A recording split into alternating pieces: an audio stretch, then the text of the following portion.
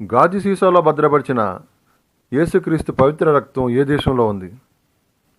యేసుక్రీస్తును సిలువ వేసిన సిలువ ఎక్కడ ఉంది? యేసుక్రీస్తు రక్తం సిలువ చూడాలంటే ఆ 4 దేశాలు వెళ్లాల్సిందే. హాయ్ హలో, నేను మీ కేవీపీ కార్యం వినయ్ ప్రకాష్. ప్రభు అయిన యేసుక్రీస్తుకు సంబంధించిన కొన్ని విషయాలతో మీ ముందుకు వచ్చాను. భూలోకంలో ఉన్న మానవ జాతి పాప ప్రక్షాళనకు గొర్రెపిల్లల బలి అయిన ప్రభు అయిన యేసుక్రీస్తు సిలువ వేసిన సమయంలో ఆయన దేహం నుండి సేకరించిన కొన్ని రక్తపు చుక్కలు ఇప్పటికీ ఒక గాజు సీసాలో భద్రంగా ఉన్నాయి.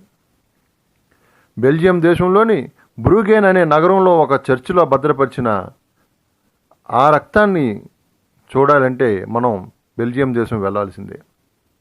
ఇక యేసుక్రీస్తును సిలువ వేసిన సిలువ క్రీస్తు శకం 4వ శతాబ్దంలో కనుగొన్నారు.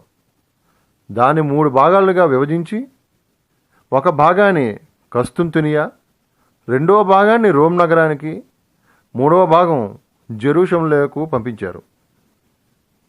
ఇప్పుడు ప్రభు అయిన క్రీస్తు సిలువను పూర్తిగా చూడాలనుకుంటే ఆ 3 దేశాలకు వెళ్లాల్సిందే. మరొక ఎపిసోడ్లో మళ్ళీ కలుద్దాం. మీ కేవీపీ.